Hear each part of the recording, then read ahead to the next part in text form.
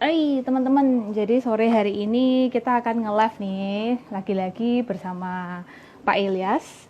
Dan topiknya hari ini cukup menarik ya teman-teman ya. Topiknya hari ini adalah tentang mengenal emosi, temperamen, karakter, dan kepribadian. Oke, kita invite Pak Ilyas dulu ya buat bergabung sama kita.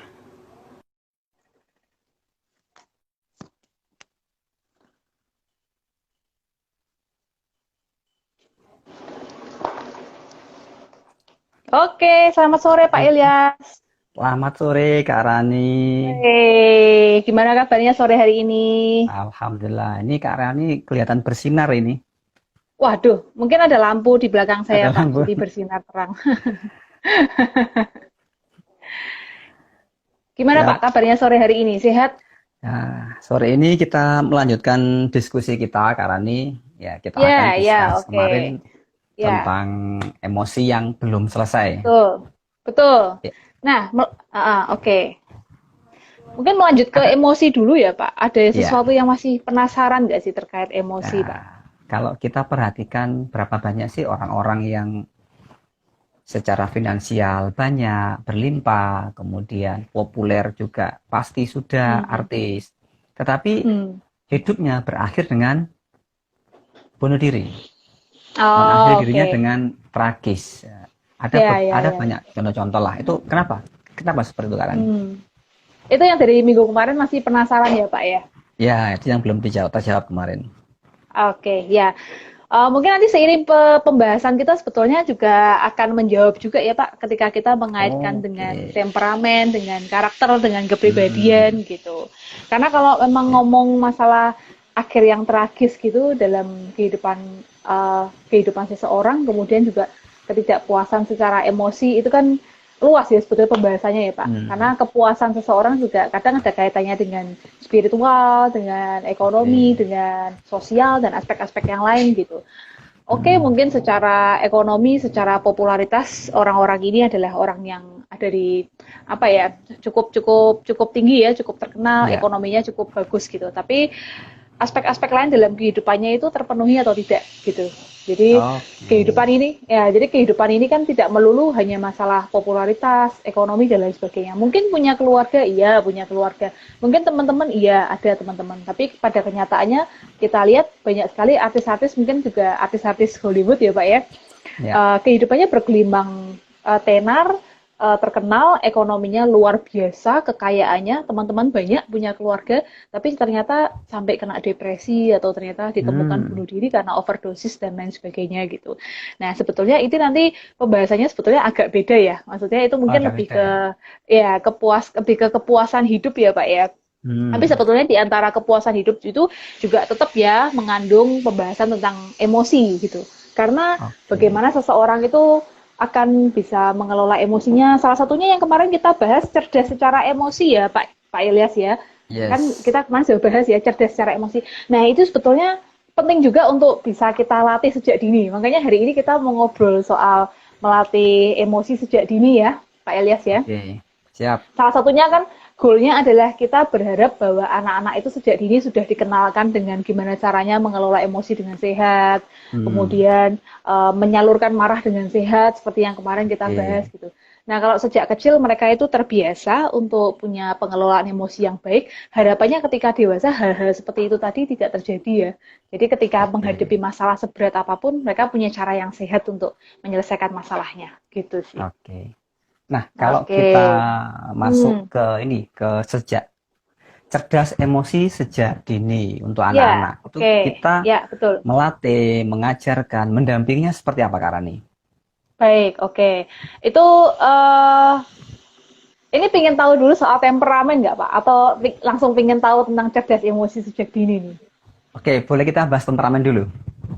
Kita bahas dulu soal temperamen ya, karena Ya. kita perlu tahu juga sih temperamen itu seperti apa dan bagaimana caranya untuk melatih, bukan melatih ya, bagaimana caranya untuk kita tahu temperamen mana yang bagus dan kita tuh harus bagaimana sejak mulai dari dini ya.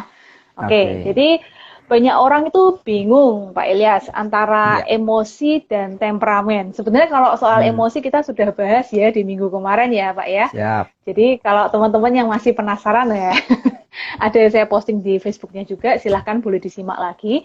Nah, kalau emosi kan sebetulnya lebih ke sebuah respon yang secara fisiologis dan secara psikologis terhadap suatu situasi. Nah, Hmm, manusia sendiri punya banyak sekali nih emosi, ada marah, senang, sedih, menyesal, kecewa, hmm. sedih, dan lain-lain sebagainya. Bahagia. Bahagia gitu, puas misalkan gitu.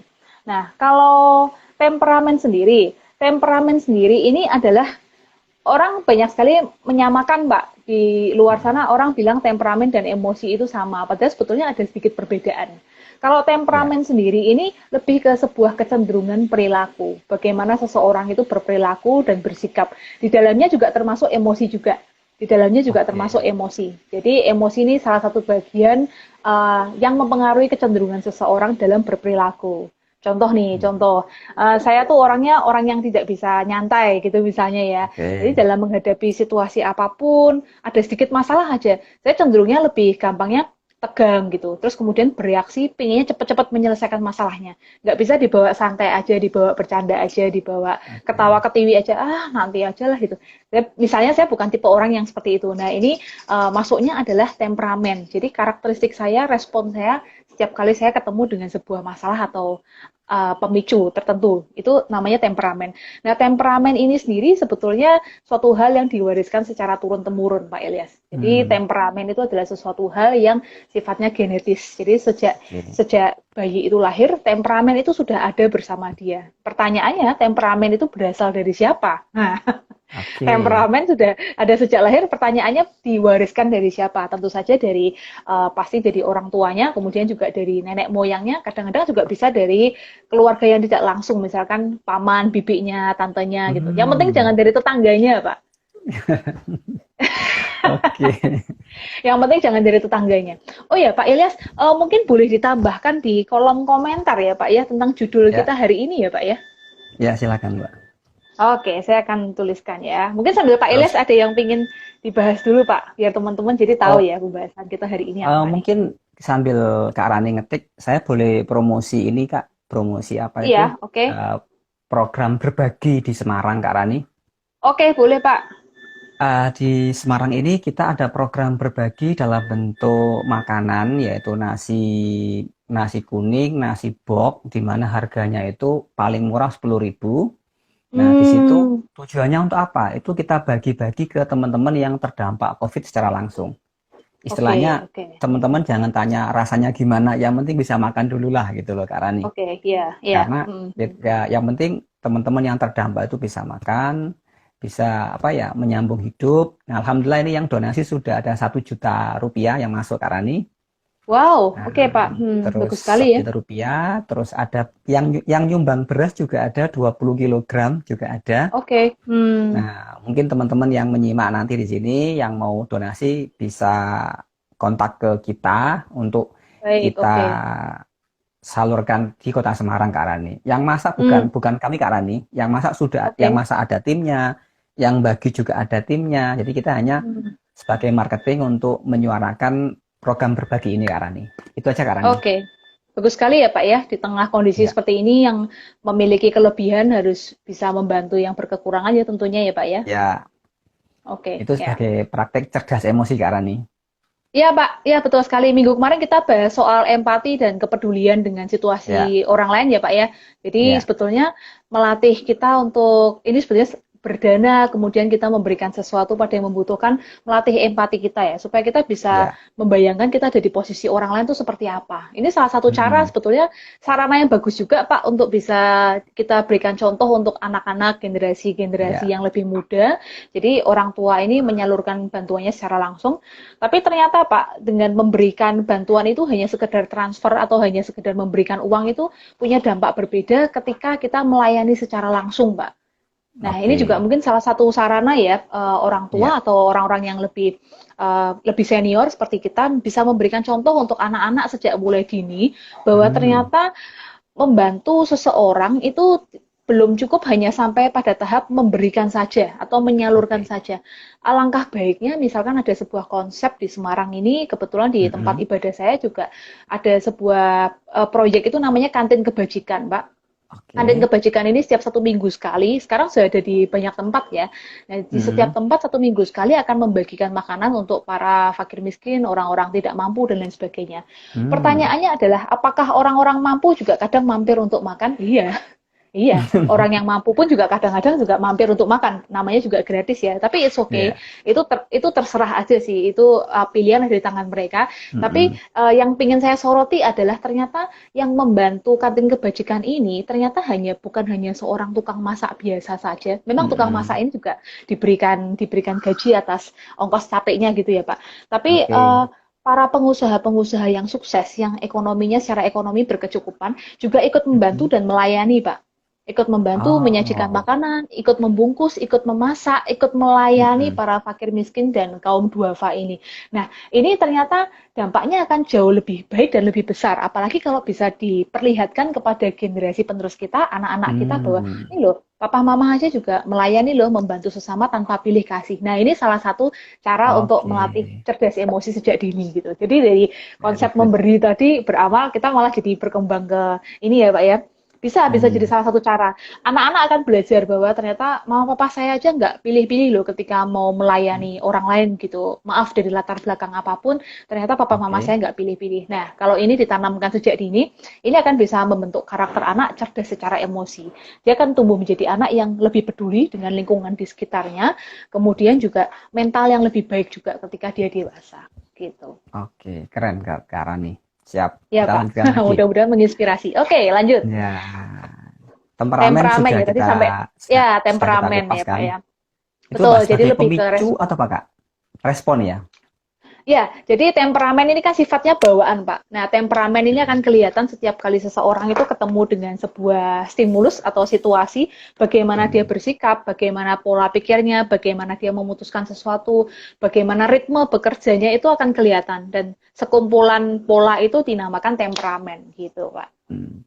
Apakah lingkungan, pengalaman Hmm, hidup dapat mengubah ya. temperamen seseorang Kak Rani?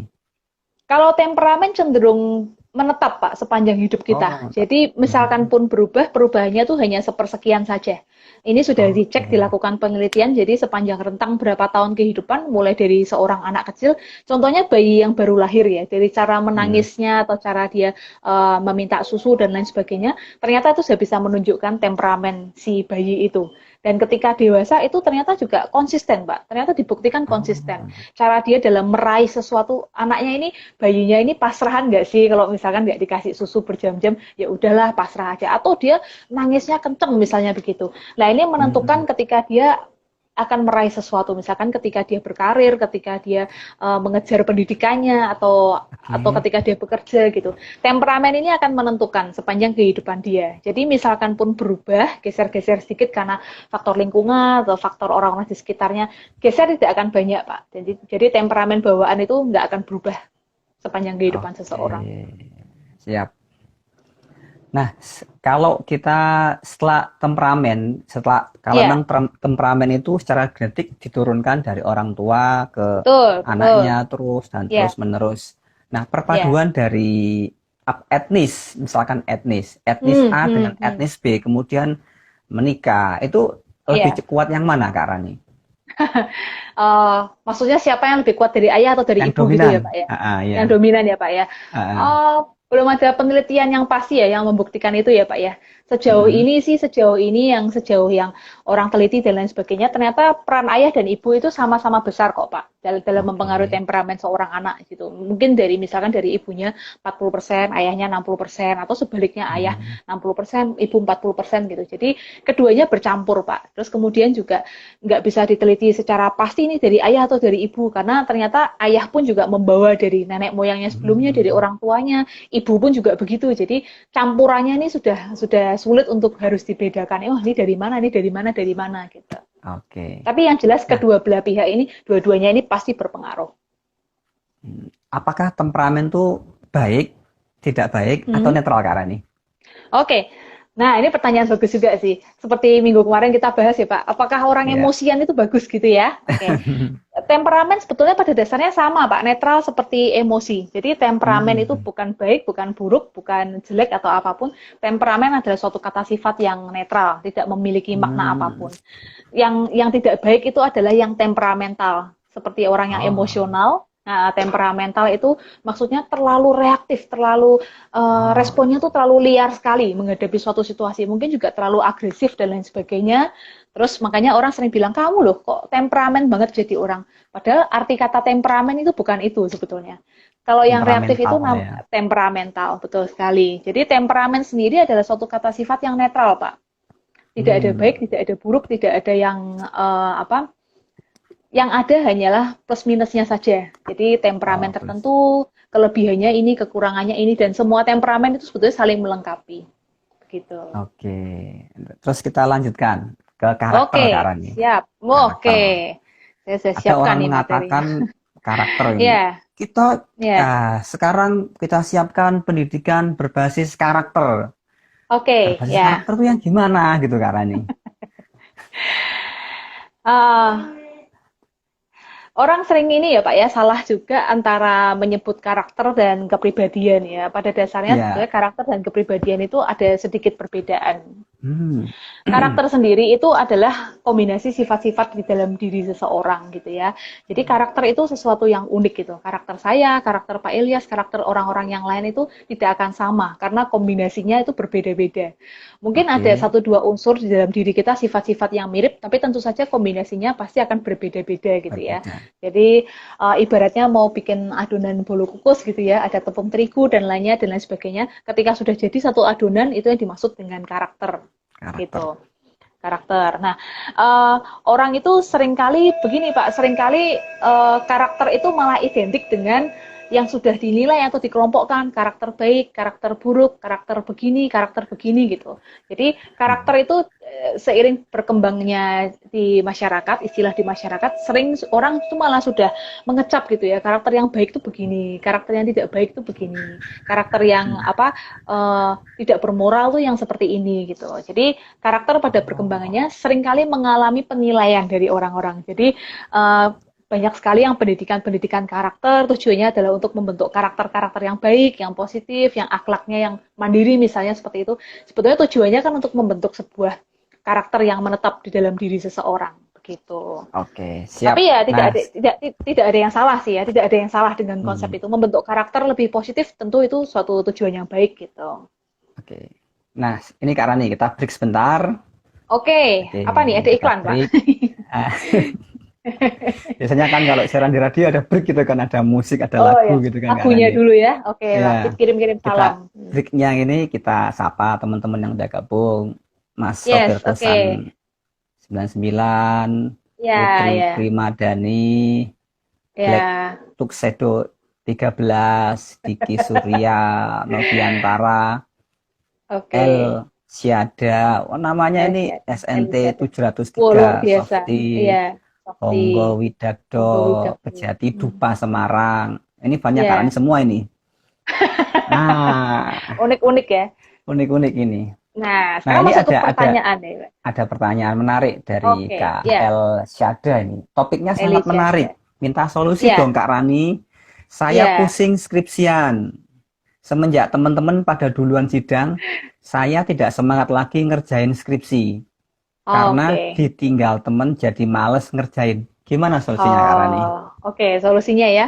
Eh, kalau menjawab sesuai dengan tema kita hari ini supaya tidak terlalu jauh melenceng, Hmm? emosi kan seperti kita bahas minggu kemarin juga sebetulnya ada kaitannya dengan motivasi ya, Pak ya. Jadi ada Oke. emosi tertentu atau temperamen tertentu yang orang-orang ini tuh apa ya, untuk mengejar sesuatu itu dia tuh mati-matian segala sesuatu itu dilakukan demi mengejar hal-hal yang dia inginkan. Tapi ada Hmm. juga orang yang punya temperamen yang santai-santai aja. Teman-teman saya udah lulus, ya nggak apa-apa lah nanti aja saya lah kapan-kapan nggak apa-apa wong. Orang tua juga masih bisa biayain. Misalnya seperti itu. Betul. Ada juga orang yang emosinya terus kemudian menjadi cemas, resah dan gelisah. Hmm. Wah nih saya kalah nih sama teman-teman saya nih. Saya harus gimana nih supaya ngejar? Tapi di sisi lain juga semangatnya ngelokro karena dia sudah merasa kalah duluan duluan. Terus kemudian Hmm. nggak ada lagi teman berjuang nih yang bisa mendampingi dia sepanjang jalan dia mau skripsi itu gitu. Skripsi. Nah, kalau kita mau ngomong itu kembali lagi masalah motivasi gitu. Di Ya, di dalam ilmu yang saya pelajari mungkin di NLP juga ada ya, Pak. ya. Motivasi orang orang bisa bergerak menuju goal atau target dia itu karena motivasinya karena dua macam ya. Ini untuk Elisada Mm-mm. juga. Yang pertama karena dia tuh menghindari kesengsaraan, menghindari kesakitan atau kesengsaraan. Oke. Terus kemudian yang kedua adalah dia memang mengejar ke optimisme, maksudnya mengejar ke titik keberhasilannya dia gitu. Hmm. Dia punya Positif. punya motivasi yang kuat untuk mengejar sesuatu yang dia inginkan. Nah, apakah pertanyaannya mana yang lebih baik? Ya dua-duanya sama-sama baiknya. Karena ini memang Oke. sifat bawaan seseorang. Tidak bisa semua orang kita paksakan untuk harus mengejar sesuatu. Kita iming-imingi, belum tentu semua Oke. orang akan pingin dengan iming-iming. Belum tentu semua orang akan bisa tergerak. Belum tentu juga Hmm. semua orang akan bergerak karena menghindari kesengsaraan. Nah, dalam kasus Mas Elisada ini, itu bisa coba Anda gali dulu di dalam diri Anda, biasanya Anda bergerak menuju ke sesuatu itu karena apa? Karena menghindari kesengsaraan, misalnya menghindari malu. Iya dong, saya umur segini, teman-teman sudah pada lulus, saya nggak mau Hmm. dibilang kayak gitu, malu-maluin. Nah, itu berarti motivasinya menghindari kesengsaraan, karena nggak mau dibilang Oke. dicap bodoh, dicap telat kuliahnya, dicap mahasiswa abadi, berarti menghindari kesengsaraan. Atau motivasinya yang kedua, karena Anda ingin segera ketika sudah lulus bisa pakai baju toga, Anda ingin membanggakan orang tua Anda, segera punya pekerjaan yang baik, misalkan sudah bayang-bayangin nih, saya kalau foto pakai toga, bila perlu fotonya diedit dulu, pakai toga, dipasang di kamar misalnya gitu, untuk Ah, ini kan afirmasi yang positif gitu. Nah, ya, berarti Anda dalam visualisasi. mengejar, ya visualisasi berarti dalam mengejar motivasi atau mengejar sesuatu, dia pakai cara yang kedua. Nah, Anda tinggal pilih aja sebetulnya, mau pakai cara yang mana, motivasi Anda apa nih? Menghindari ketidaknyamanan atau mengejar sesuatu yang ada di depan dengan optimisme. Gitu, Elisada. Wah, Semoga sih menjawab ya. oke. Mungkin kalau gini Kak Rani, kita Ya, kalau ya, menggunakan sudut pandang yang berbeda, yang agak ya. berbeda, Oke. saya akan bertanya ke Mas Elzada. Jadi gini, Ya, mm-mm. tujuan Mm-mm. Anda kuliah dulu apa kan gitu? Yes, ya, Tujuan tujuan Anda kuliah pasti. apa? Hmm. Terus yang Hmm. kedua, kapan Anda mau mengakhiri kuliah itu? Kapan Anda mau Ya, menyelesaikan?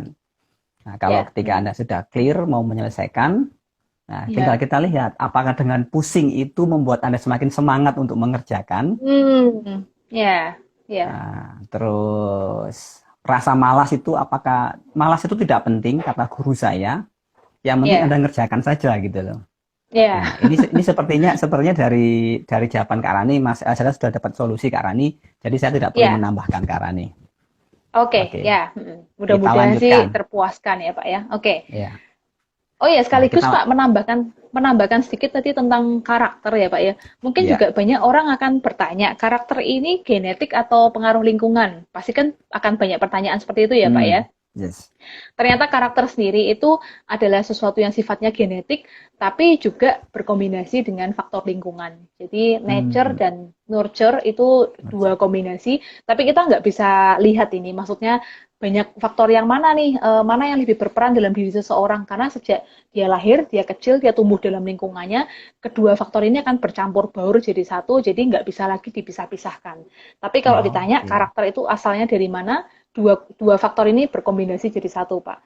Jadi kalau misalkan ada pembelajaran pembentukan karakter yang positif, nah itu salah satu faktor lingkungan untuk membuat karakter seseorang jadi lebih baik gitu. Oke, good. Oke, kita lanjutkan Kak Oke, Rani. ya, Setelah mari lanjut. karakter. Nah, ini Yes, banyak ketika di dunia pemberdayaan diri itu ada namanya building karakter. oke, ya. Building karakter itu yang di building apanya tuh Kak Rani? Seperti apa Kak Rani? Building karakter ya. Building karakter sebetulnya hal-hal utama yang dibangun adalah membangun sifat-sifat yang positif ya di dalam diri Oke, seseorang ya Pak ya. Nah ya. sifat-sifat positif bisa dibangun dengan cara apa? Salah satunya adalah dibangun pola pikir atau mentalnya dulu, mindsetnya dulu gitu. Oke, Nah mindset. manusia bergerak karena pola pikir, juga karena afeksi atau emosi, terus kemudian bergerak karena terutama kognisi dan afeksi ya, itu dua hal yang Hmm, paling berpengaruh. dan kognisi afeksi ini nanti akan membawa seseorang menuju perilaku yang lebih baik. Nah, jadi mungkin materi-materi yang sering dilakukan dalam training-training atau pembentukan karakter ini terutama harus bisa dulu untuk membawa kognisi atau pemikiran atau pola pikir seseorang itu berubah ke arah yang lebih baik. Hmm, Kemudian kedua oke. adalah harus bisa menyentuh afeksinya atau menyentuh emosinya. Ingat pembahasan Oh, kita bahwa emosi akan bisa menggerakkan seseorang. Jadi kalau emosinya sudah berubah, misalkan seperti Mas Elisada tadi, udah menemukan nih, oh iya ya, aku kok malu ya, aku kok nggak mau aku kayak gini terus, aku sengsara nih kalau nggak lulus-lulus. Berarti sudah menyentuh emosinya. Disitulah biasanya motivasi hmm, sebetulnya akan muncul gitu, karena emosinya sudah oke. tergerak gitu. Nah, nanti dari kognisi, kemudian dari afeksi, ini akan membentuk behavior atau perilaku seseorang. Nah, disitulah sebetulnya tujuan atau goal dari setiap pelatihan itu. Karakter yang baik itu kan muncul dalam perilaku ya, dalam perilaku, dalam Oke. ucapan. Itu bisa dibentuk ketika kognisi dan afeksi sudah berubah, gitu. Oke, siap. Nah, dari karakter kira yang belum dibahas, yang dikupas apa Kak Rani? Tentang karakter Kak Rani. Eh, secara karakter iya sih, paling karakter itu ya Pak ya. Dan seringkali ya itu tadi, orang suka mengelompok-ngelompokkan ya, karakter baik, karakter buruk, karakter yang Hmm, kurang, karakter yang positif, karakter yang negatif. Ya itu sebetulnya seiring berjalannya waktu. It's okay kalau kita mau mengelompok-ngelompokkan, tapi hmm, tujuannya kan untuk membangun diri kita jadi lebih baik, begitu sih. oke, Nah, siap. kalau ya itu tadi karakter. Oke.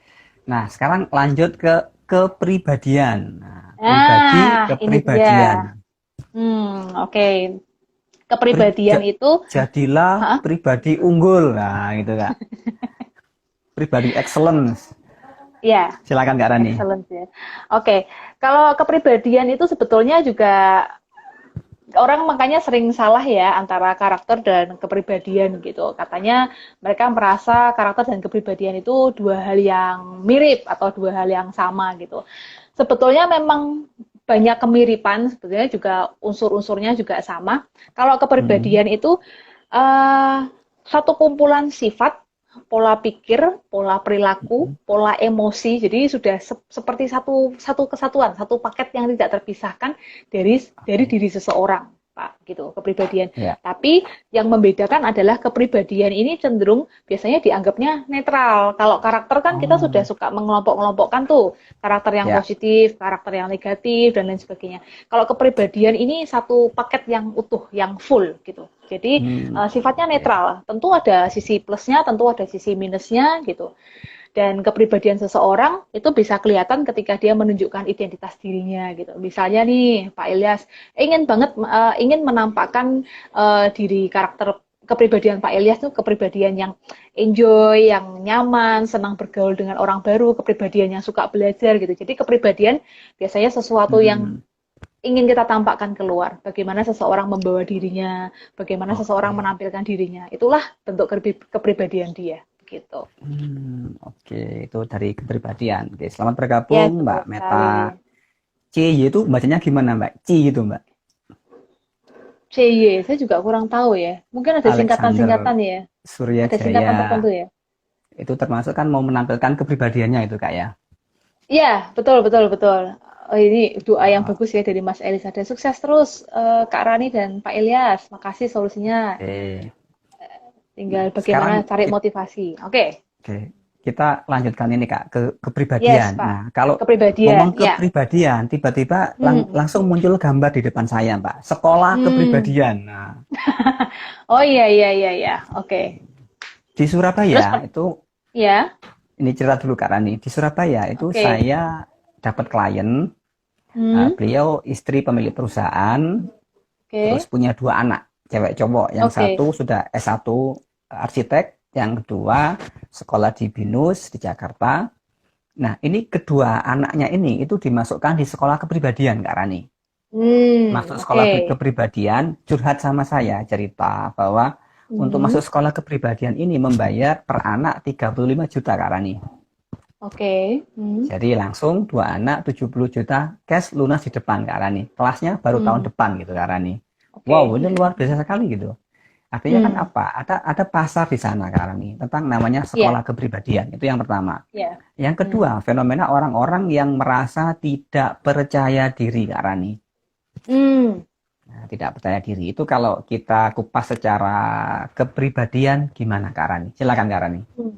Oke, jadi tadi menilik kita lihat lagi definisi dari kepribadian itu kan sebetulnya sifat-sifat dalam diri seseorang yang dimana itu sudah menetap ya di bawah Ya. sejak dia lahir ya kepribadiannya.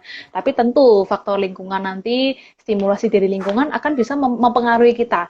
Salah Hmm. satunya hal yang penting yang sering kali dibahas dalam kepribadian adalah kita tuh kan punya nilai, kita punya kepercayaan, kita Mm-mm. punya belief, kita punya value, kita punya prinsip-prinsip dalam hidup kita, itu semua tergabung Oke, dalam kepribadian kita, Pak Ilyas. siap. Nah, jadi kalau pertanyaannya adalah kenapa misalkan orang bisa sampai mengeluarkan berpuluh-puluh juta gitu hanya untuk Hmm. sekolah kepribadian. Sebetulnya mungkin kurang tepat ya kalau istilahnya sekolah kepribadian ya. Sebetulnya mungkin lebih Hmm. ke pembentukan karakter ya, pembentukan karakter gitu. Oh, Kalau oke. kepribadian itu kan sifatnya sangat luas sekali ya, termasuk kepercayaan-kepercayaan kita, nilai-nilai yang kita anut dan lain sebagainya itu semua termasuk dalam kepribadian kita.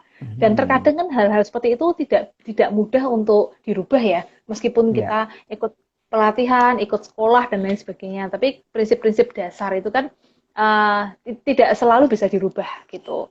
Nah, terus kemudian, terus pertanyaannya apa Pak tadi? Pertanyaannya lalu apa Pak? Nah, pertanyaannya adalah Iya, iya, iya. apakah sikap dari ibu yang tadi mengeluarkan 70 juta untuk demi anaknya lebih baik itu pengaruh Ya. emosi, temperamen, karakter atau apa Kak Rani? Oh, oke.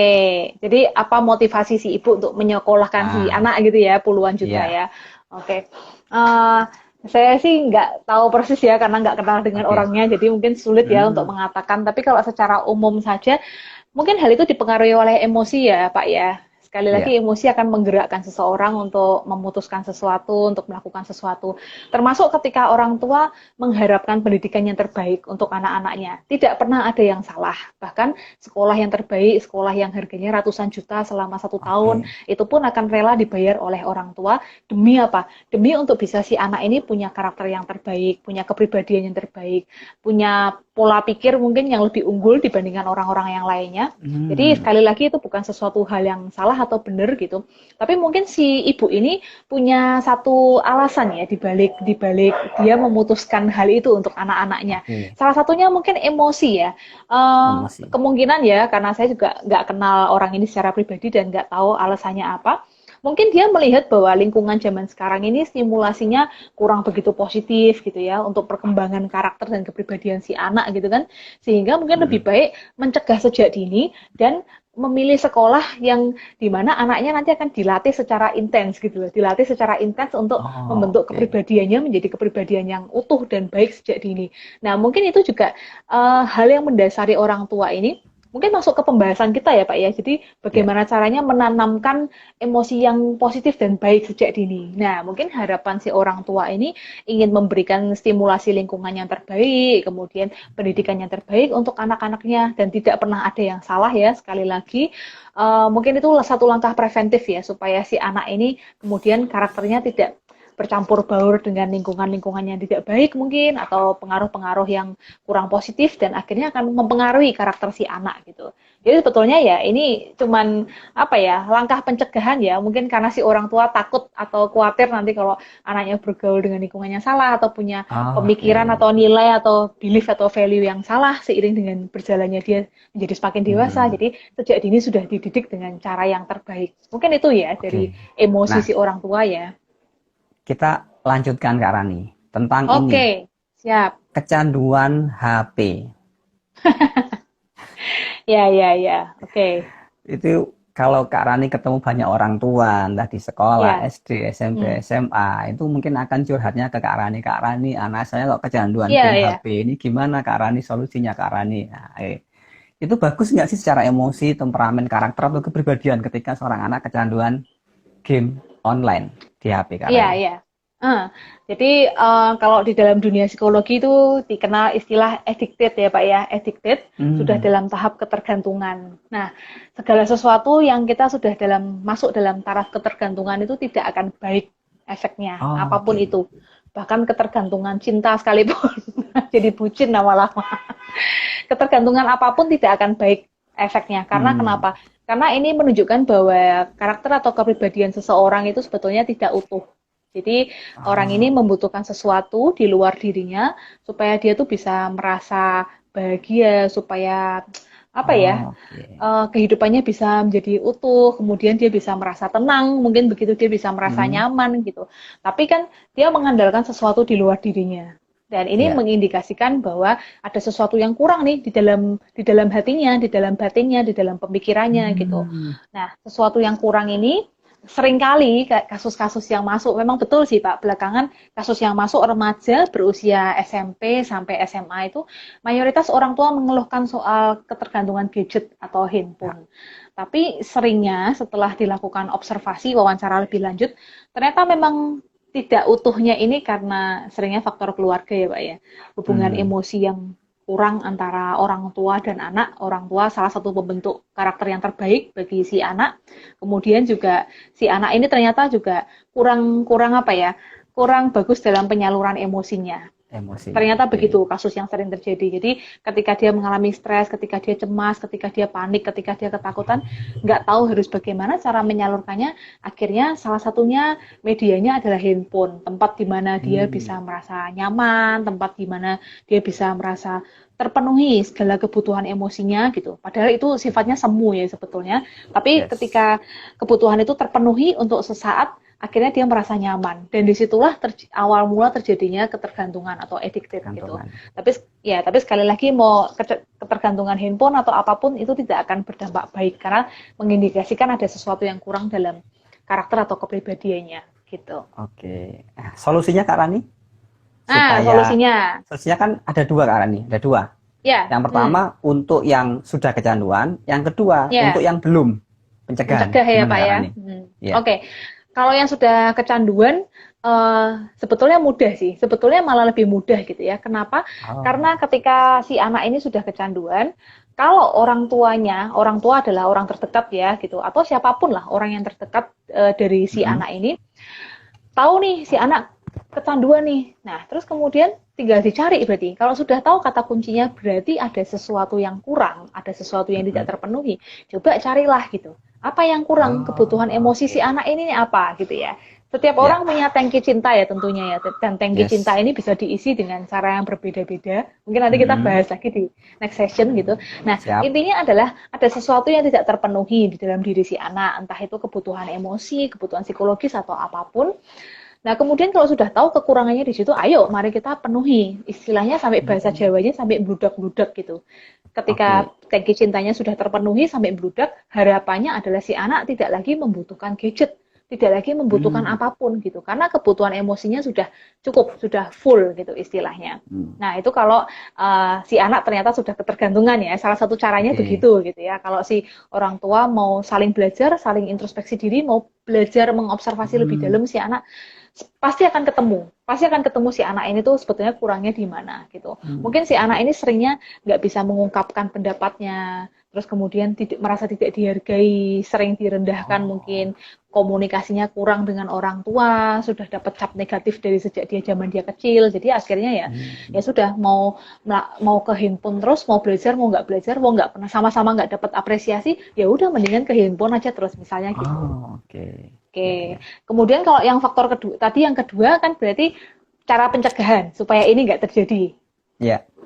Cara pencegahan sama, sebetulnya cara pencegahan sama sih gitu. Kalau kita sudah tahu bahwa kepribadian adalah kombinasi yang unik, yang utuh dan penting sekali untuk membentuk karakter dan kepribadian anak sejak dia kecil, juga dengan emosi-emosi yang baik dan positif.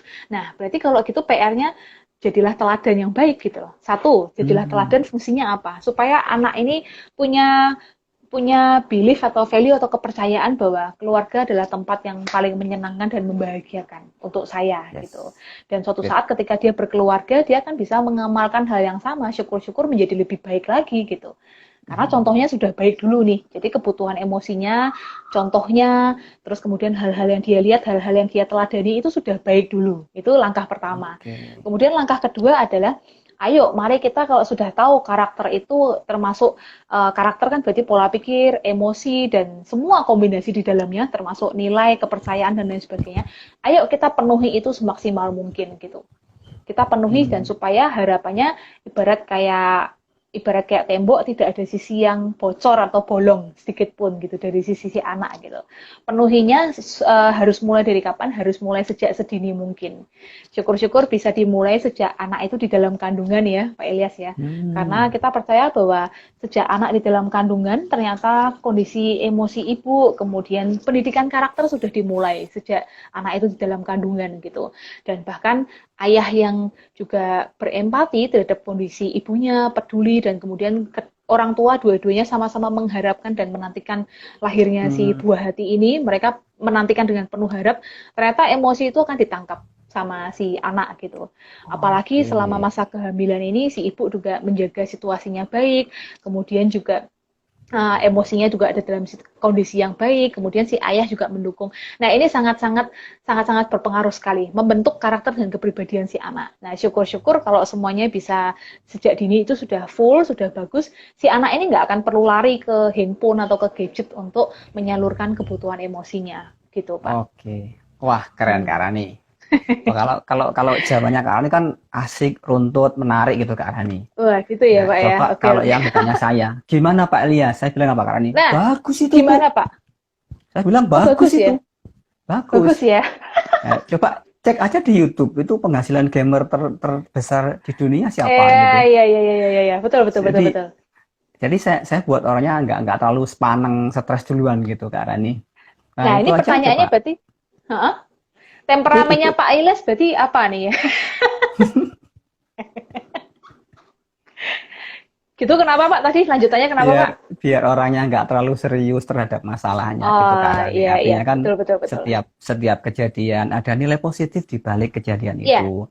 iya, betul, Ada betul. pemain game di Indonesia per bulan 100 juta hanya dari main Iya, game iya, gitu. iya. Jadi yang enak-enak kita kasihkan. Tetapi Iya, betul. yang tidak enak pun juga kita berikan setelah kita sudah connect Oke. nyambung dengan ibu tadi gitu Kak Rani. Oke, oke. Nah, Iya, iya, iya, iya. ya Jadi mungkin ini lebih ke, gimana Pak? ya sampai sampai nanti kira-kira yang kita treatment apakah anaknya, orang tuanya atau kedua-duanya Kak Rani. Kan gitu Kak Rani. Oke. Tapi mungkin intinya lebih masuk dengan cara yang enak gitu ya Pak ya. Iya, Pola komunikasinya gitu ya Pak ya, pada awalnya ya. yes. Oke. Oh iya Pak, tapi kalau kita ngomong-ngomong masalah addicted, masalah kecanduan dan lain sebagainya, mungkin kalau dari sisi psikologis ada sesuatu yang kurang ya di dalam diri si anak tidak terpenuhnya suatu emosi tertentu. Tapi kalau kita lihat dari sudut pandang yang lain ya, sebetulnya Mm-mm. kalau si anak ini memang dia serius dan dia menekuni misalkan pagi, siang, sore, malam tuh isinya YouTubean terus gitu. Nah, kita Ya. mungkin juga bisa dorong si anak untuk ayo daripada kamu nonton konten orang lain, yuk kita bikin konten aja. Misalnya kayak gitu ya kan ya Pak ya. Oke. Nah, Yes. jadi it's okay untuk addicted, tapi coba deh gali, lihat sisi positifnya. Ada nggak yang bisa dikembangkan? Siapa tahu gadget Mhm. dan handphone malah bisa jadi sumber daya si anak untuk dia lebih berdaya.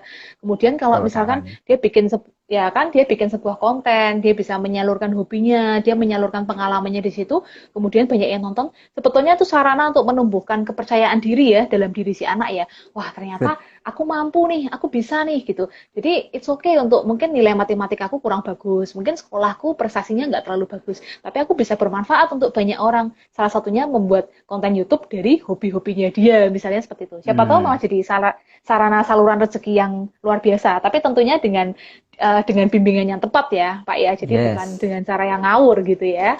Iya, Kak Rani. Tapi kita nggak menutup Karena kemungkinan ya Pak, orang-orang ya, addicted siapa tahu bisa diberdayakan ya. kalau kita baca berita kemarin yang menemukan Iya. bugs-nya Google, yang bisa nembus keamanannya Google itu Oh lulusan iya. SMP, Kak Rani. Iya. Lulusan SMP. Nah, Iya. sayangnya dia yang begitu talented, berbakat, masuk ke Iya. universitas gagal karena administratif nggak lolos Kak Rani. Kan aneh itu Kak Rani. Oh, oke. Ya sudah, kalau memang itu yang terjadi. Tapi ada juga orang-orang yang memang di jalur-jalur non formal itu beliau-beliaunya sangat fokus, concern, kemudian keluar negeri dan diakui di sana. Ada salah satu Iya. warga kita yang memang akhirnya beliau keluar negeri menjadi seorang hacker internasional Tapi apa Kak Hmm. Rani? Dia bahasanya sudah berbeda gitu loh Kak Rani. Hmm. Oke. Hmm. Yuk, sekarang kita balik ke topik bahasan kita Kak Rani. Oke, ya. Hmm. Yang menarik kalau kita ngomong emosi, temperamen, karakter atau Ya. kepribadian itu ada Hmm. namanya campuran emosi Kak Rani. Ya, Campuran ya. emosi itu gini. Emosi ada seseorang yang sangat ingin kaya, ingin punya banyak uang satu sisi. Tapi di Hmm. sisi yang lain ada emosi yang lain. Waduh, kalau orang kaya itu kan orangnya pelit, orangnya itu Hmm. Hmm. jahat kan gitu. Nah, itu kan ada namanya Hmm. campuran emosi Kak Rani. Gimana itu Ya. solusinya Kak Rani? Maksudnya campuran emosi itu ini kan Dua-duanya kayaknya bercampur. kuat, saling kuat. Antara satu ingin jadi orang kaya, yang satu ada Hmm. keyakinan emosi mengatakan orang kaya itu jahat, uang akar segala kejahatan gitu Kak Rani. Oh, oke. Ya, ya, oke. Ini berarti juga bercampur baur antara pola pikir juga ya, Pak ya. Orang Ya. kaya itu jahat kan berarti lebih ke keyakinan pola pikir dia ya, Pak ya. Hmm. Oke, berarti sebetulnya nggak hanya emosi ya yang bermain ya, di mana Oke. belief atau value atau prinsip hidup kita sudah ikut bermain, berarti bukan hanya murni masalah emosi ya di sini yang kita bicarakan ya.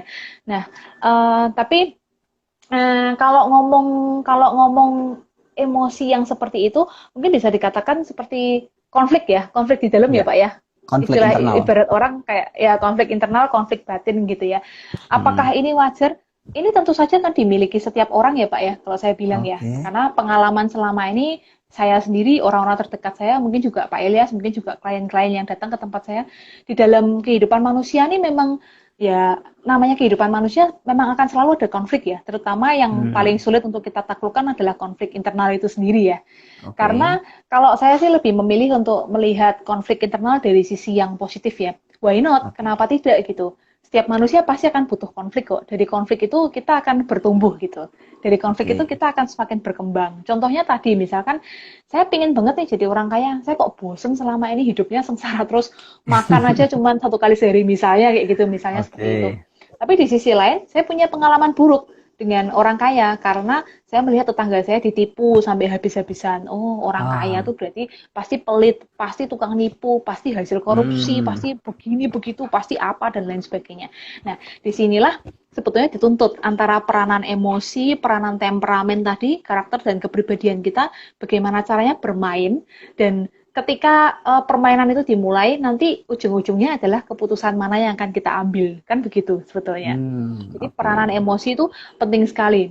Di dalam konflik itu, satu sisi ingin jadi orang kaya, tapi di sisi lain juga punya pemikiran jelek nih tentang orang kaya. Berarti kan emosinya Oke. negatif nih sebetulnya.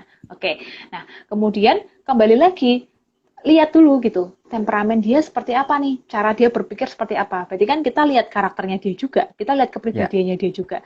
Ujung-ujungnya sebetulnya dari setiap konflik, keputusan yang kita ambil itu kan satu pihak yang menang dan satu pihak yang kalah. Sebetulnya kan gitu ya. Hidup tuh kan isinya Oke. seperti itu ya, Pak ya. Kalau kita mau lihat hidup gitu ya. Setiap hari kita akan selalu berkonflik gitu.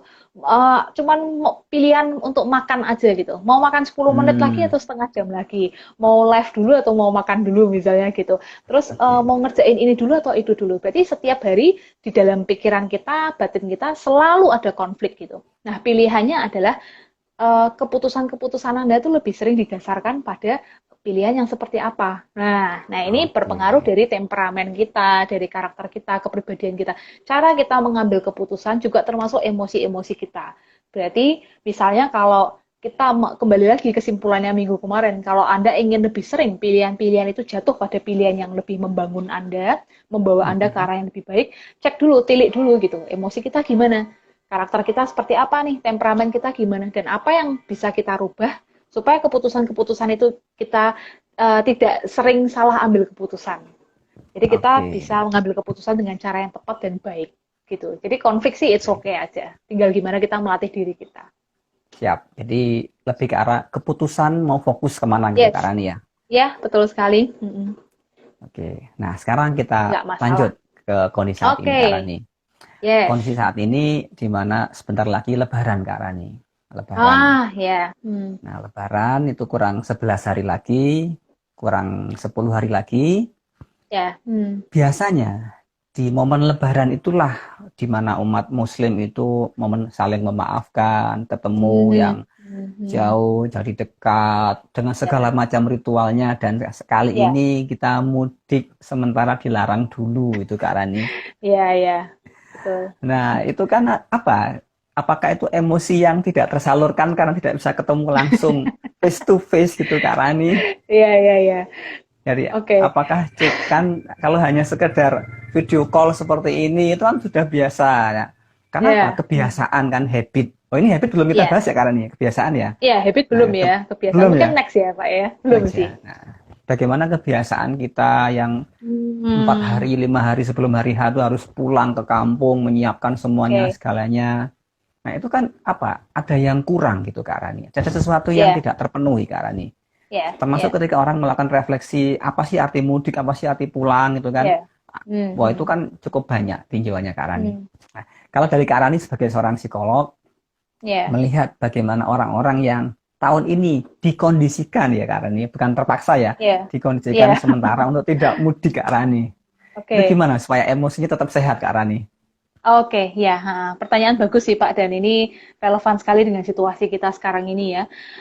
Tapi kalau kita mau ngomong di luar masalah mudik, ternyata kebutuhan dasar kita sebagai manusia itu sudah banyak yang terpangkas ya sekarang ini ya Pak ya. Hmm, Mungkin situasi seperti ini harus masih akan terus kita jalani. Misalnya ketika kita keluar ketemu dengan orang baru, tentu di dalam hati kita akan beda dengan dulu sebelumnya. Kita akan lebih menaruh yes. curiga, waspada terhadap orang lain yang tidak kita kenal ya kan Pak.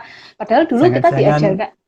Jangan-jangan nih, jangan-jangan. Padahal, padahal dulu kita diajarkan untuk sesama manusia itu kita harus berinteraksi begini begitu dan itu adalah hal yang paling mulia dan hakiki kita sebagai manusia. Tapi sekarang kebutuhan itu terhenti gitu kan. Terus ya, kemudian juga misalkan penggunaan masker, terus kemudian dilarang untuk bersalaman, mungkin saling memeluk, cupika-cupiki dan lain sebagainya. Nah ini kan berarti sebetulnya kebutuhan emosi manusia itu sudah banyak sekali yang terpangkas ya karena situasi hmm, COVID-19 ini ya Pak ya, oke, termasuk kebutuhan untuk mudik itu sendiri.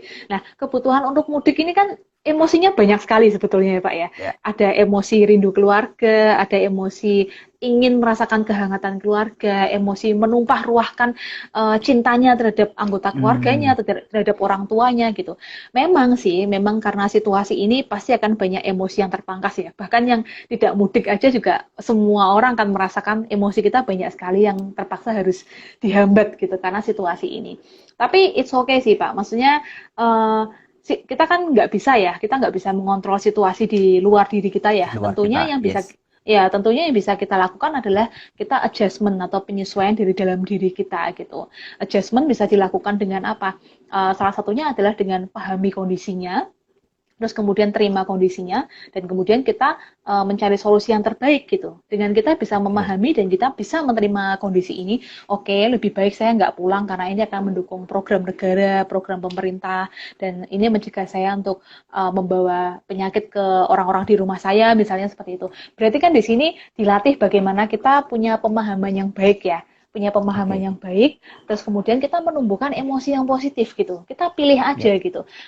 Anda pilih yang mana nih bisa menyalurkan kerinduan dengan keluarga, tapi ada resiko loh yang mengikuti di belakangnya. Misalnya seperti itu. oke, Nah, akhirnya ketika kita sudah paham situasinya, kita bisa terima situasinya, kita bisa menumbuhkan emosi yang positif dalam diri kita. Oh, berarti hmm, dengan saya nggak mudik, nggak pulang itu sebetulnya saya membawa sesuatu hal yang positif ya untuk keluarga saya. Saya membuat mereka jadi lebih aman, lebih sehat, sampai hmm, nanti situasi berlalu akhirnya saya bisa mudik ketemu keluarga saya dengan situasi yang lebih tenang, lebih bahagia gitu. Nah, jadi sebetulnya dituntut kembali lagi, dituntut bagaimana pengelolaan emosi kita menghadapi situasi ini gitu. Kita mau memilih terus bersungut-sungut, terus mengeluh bahwa nggak bisa pulang nih, baru tahun ini nih, mudik lebaran nggak bisa kumpul keluarga nih, orang tua saya gimana nih di oke, kampung gitu. Padahal sebetulnya kalau kita mau melepas pemikiran itu, masih banyak hal-hal yang bisa kita lakukan.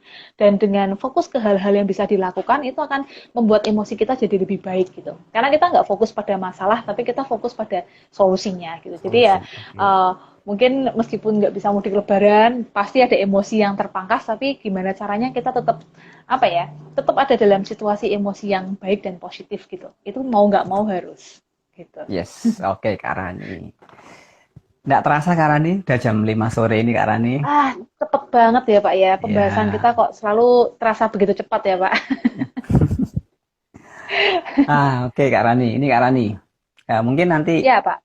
ada hal khusus nanti. Jadi gini, saya Yes, melihat bahwa oke. di luar sana itu banyak Hmm. orang-orang itu yang bermasalah dalam artian ada sinyal dalam dirinya untuk diselesaikan Kak Rani. Di Ya, antaranya yaitu orang-orang yang ingin tampil percaya diri Kak Rani. oke, Nah, ya. gini. Nah, nanti mungkin Rabu depan kalau memungkinkan kita switch materinya ke self Oke, confidence boleh. sekarang nih. Ya, Pak. Nah, nanti Oke. dari self confidence itu nanti kita akan kupas semuanya apa yang melandasinya, kenapa orang pede, kenapa orang over pede, kenapa orang Oke, tidak oke, pede, oke. kenapa kadang Ya, pede, ya. kadang tidak kan gitu Kak Rani. Ya, ya. Nah, insya Allah Ya, nanti akan lebih banyak membantu banyak orang Kak Rani. ya, ya. Terus Oke. nanti kita kupas minggu depan Kak Rani jam 4 sore. Baik, oke. Kata terakhir Kak Rani, silakan kasih Oke. summary-nya. Ya, Pak. Mungkin juga nanti di pembahasan yang tentang percaya diri terkait dengan tadi yang sempat kita bahas ya, Pak, membentuk sebuah habit, sebuah kebiasaan, sebuah pola pikir baru, bagaimana Mm-mm. caranya untuk yaitu karakter kepribadian yang percaya diri ya, Pak. Mulai dari Ya, sebuah habit, sebuah keputusan, sebuah kebiasaan kecil gitu ya, Pak. Nanti akan kita bahas yes. lah ya. Seru ya pastinya ya. Oke. Oke, ya buat teman-teman nih, tadi kita sebenarnya bahas banyak sekali ya emosi, temperamen, karakter, kepribadian. Ya. Satu hal sih teman-teman, betul memang karakter dan kepribadian kita, emosi dan temperamen kita itu memang faktor-faktor bawaan. Jadi kita lahir dengan satu kondisi tertentu di mana ya sudah memang seperti itu karena kita nggak bisa milih nih dari keluarga mana kita mau dilahirkan, orang tua seperti apa kita Hmm. mau dilahirkan. Tapi satu pelajaran penting yang harus Anda ketahui adalah jangan stagnan dengan hal tersebut. Jangan stagnan bahwa misalnya nih orang tua saya pencemas misalnya begitu. Orang tua saya adalah orang yang penakut, paranoid dan Anda berhenti di Oh, situ. Nah, itu kesalahan Anda gitu. Kenapa? Karena sebetulnya kita mau jadi seperti apa keputusan ada di tangan kita gitu. Jadi bentuklah diri Anda seperti diri ideal yang selalu Anda harapkan. Jangan stagnan hmm. dengan oke, genetik saya sudah kayak gini ya udahlah, saya gini-gini aja ya nggak apa-apa. Orang tua saya juga kayak gini. Nah, itu berarti kesalahan ada di dalam diri Anda gitu. Jadi Oke. bentuklah dan latihlah diri kita terus untuk semakin mendekati diri ideal yang selalu kita harapkan. Dan sekali lagi keputusan ada di tangan Anda. Bentuklah kebiasaan yang baru, bentuklah pola pikir yang baru, nilai-nilai yang baru, dan itu sangat-sangat dimungkinkan sekali. Jangan stagnan dengan masa lalu kita. Gitu. Oke. Terima kasih Kak Rani. Ya Pak. Banyak Oh ya Pak, mungkin pencerahannya. ini ya Pak, minta teman-teman untuk follow Instagram saya yang satunya akun Facebook dan channel YouTube juga boleh ya Pak ya? Oke, silahkan. Oke, Oke, siap. buat teman-teman nih, karena ini adalah Instagram pribadi saya, tapi Anda akan bisa mendapatkan lebih banyak edukasi tentang psikologi, tentang edukasi kesehatan mental, tips dan trik mengatasi kecemasan, dan lain sebagainya di akun sosial media saya yang satunya, Instagram, Facebook fanpage, dan juga Twitter, namanya Tanya Kak Rani. Jadi sambung aja Tanya Kak Rani. Silahkan, Anda bisa tanya jawab, komentar, DM saya di situ, it's okay. Dan juga saksikan channel YouTube saya ya, teman-teman ya. Tanya spasi Kak Rani. Tanya spasi Kak Rani. Di sana saya membahas banyak sekali tentang anxiety, tentang depresi, tentang mood swing, Oke. tentang bunuh diri dan lain sebagainya. Anda akan bisa dapatkan banyak informasi dari sana. Gitu. Oke. Oke, Pak terima Ilyas, kasih. ya, Sampai ketemu minggu depan Kak Rani. minggu Terima depan kasih. terima kasih untuk waktunya. Sukses dan sehat selalu ya Pak ya. Selamat Oke. sore.